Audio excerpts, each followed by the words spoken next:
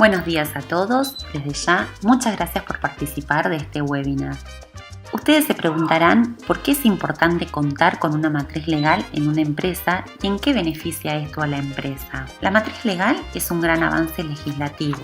Esta herramienta permite hacer mejor seguimiento y control al cumplimiento de la normativa vigente. La utilidad de la matriz legal reside en que es un instrumento para que la empresa compile las obligaciones legales en materia de seguridad, salud en el trabajo y medio ambiente que le competen.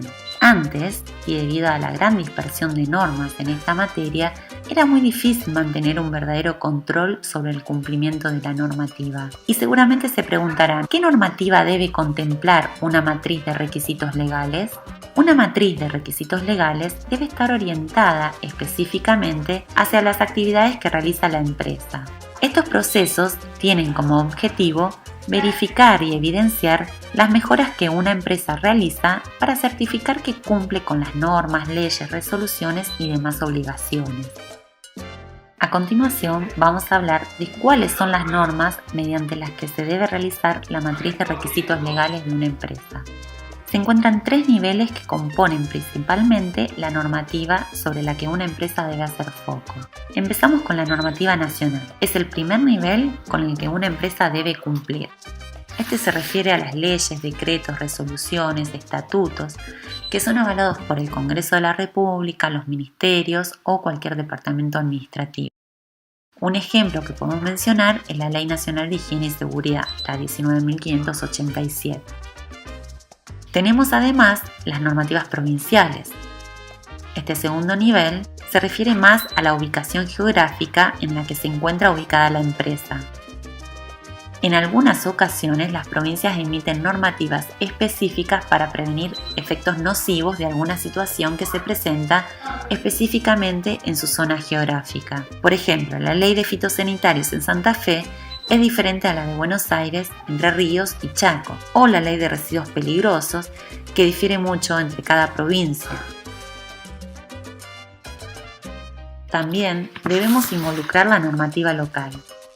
Esta normativa de tercer nivel se centra en aquellas zonas o municipios en los que se imponen ordenanzas específicas para determinados trabajos. Por ejemplo, un municipio puede decretar una ordenanza para residuos sólidos domiciliarios porque cuenta con un sistema de gestión de ellos.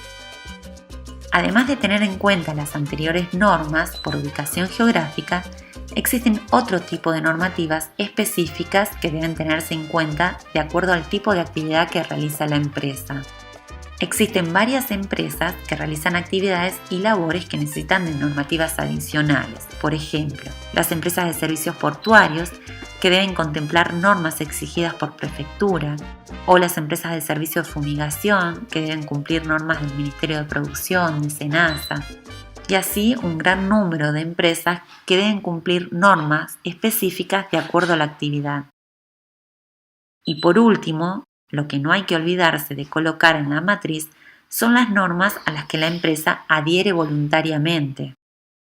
Hay algunas empresas que adhieren normas para mejorar sus procesos laborales. Por ejemplo, una ISO 9001, que aunque no es un requisito obligatorio, están utilizándola para mejorar la gestión de calidad de su producto o de su servicio. Estas normas también tienen que estar identificadas en la matriz.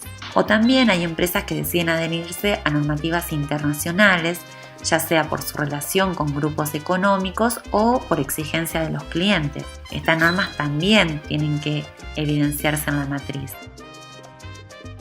Ahora bien, pasamos al formato que debe contener la matriz. El formato de la matriz legal de una empresa es una colección ordenada de normas, colocadas en filas y en columnas.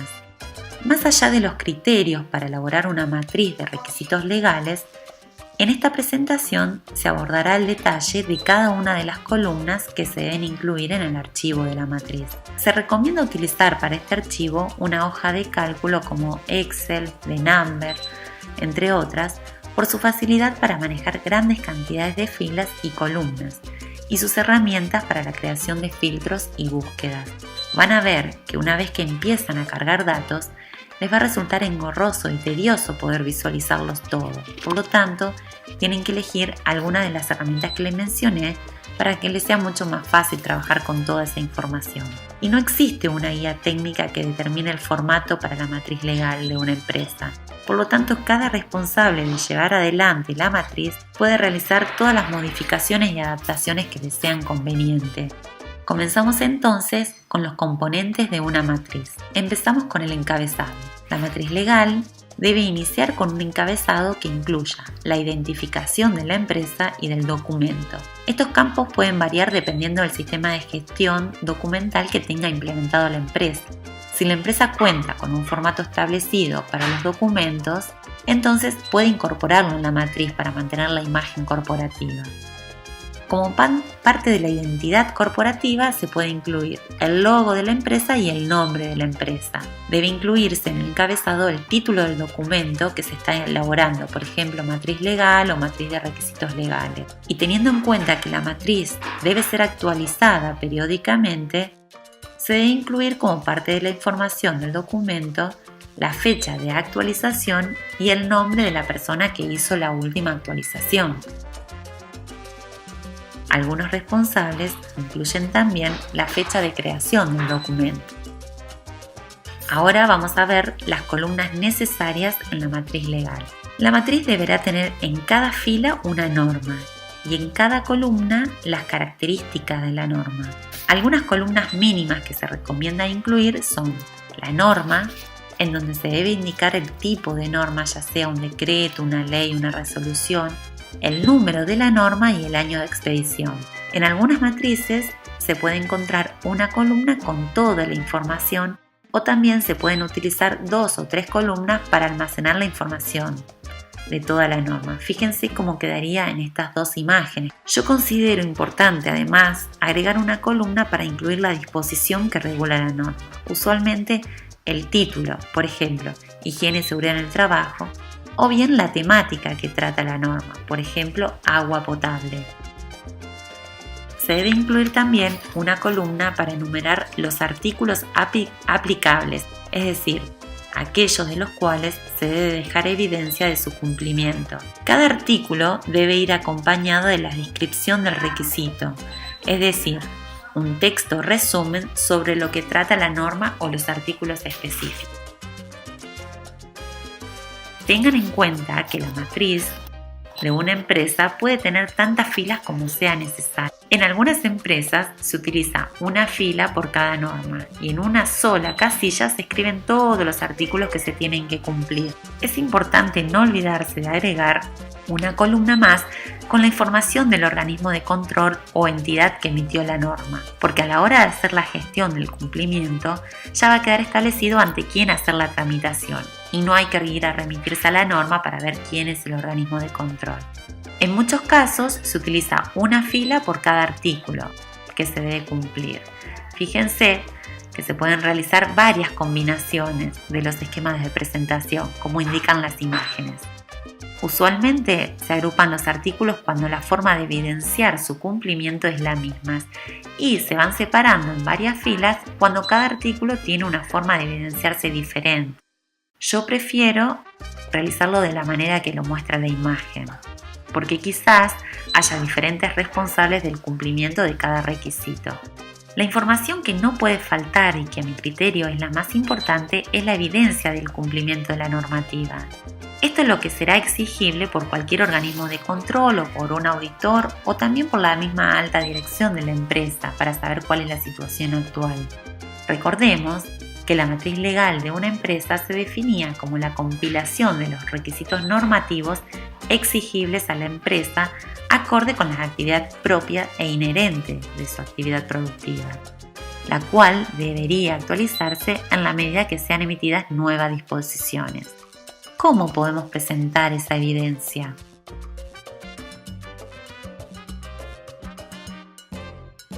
Una de las formas, que no implica que sea la única, puede ser incluyendo una columna de cumple sí no, que indique si cumple o no el requisito legal. Otra columna que diga el registro, en donde allí se detalle el lugar de archivado de la evidencia o el número de certificado o de protocolo que emite el organismo de control. Yo recomiendo que si se emite un certificado en formato papel, evidenciando el cumplimiento, se lo escanee y se lo vincule con la matriz de manera que quede todo en el mismo archivo. También se puede colocar la fecha de vencimiento. Ahí se debe colocar la fecha en que vence el requisito, ya que algunos tienen periodo de vigencia. Otra columna que se puede incorporar y que forma parte de la evidencia del cumplimiento es quién es el responsable de llevar adelante ese requisito. Esto se usa principalmente en empresas grandes, donde cada actividad la realiza un rol diferente.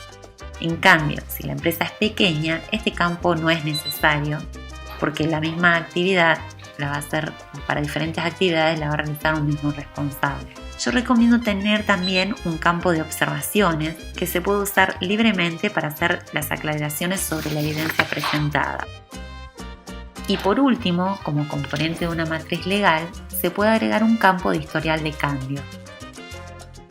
En algunas empresas se considera importante llevar todo el detalle de las revisiones realizadas al documento y adicionan una hoja con el historial de cambios en los cuales incluyen diferentes ítems, a saber, un número de versión del documento, la fecha del cambio, el responsable de realizar el cambio y una breve descripción de los cambios realizados. Cuando muchas personas están actualizando el documento, esta información puede llegar a ser muy relevante en algún momento. Pero en el caso de las empresas pequeñas, donde usualmente es solo una persona quien modifica el archivo, no sería necesario realizar una descripción tan detallada. Lo que sí recomiendo es guardar al menos una copia de la matriz legal cada 6 meses, para que les quede un registro de cómo fue evolucionando. Y como formato final, les dejo un modelo de matriz. Fíjense que es muy sencillo y además cuenta con cada uno de los temas que tratamos anteriormente. Como verán, no es difícil de llevar adelante esto. Por lo tanto, las personas encargadas del sector de higiene y seguridad de una empresa la pueden ejecutar sin inconveniente.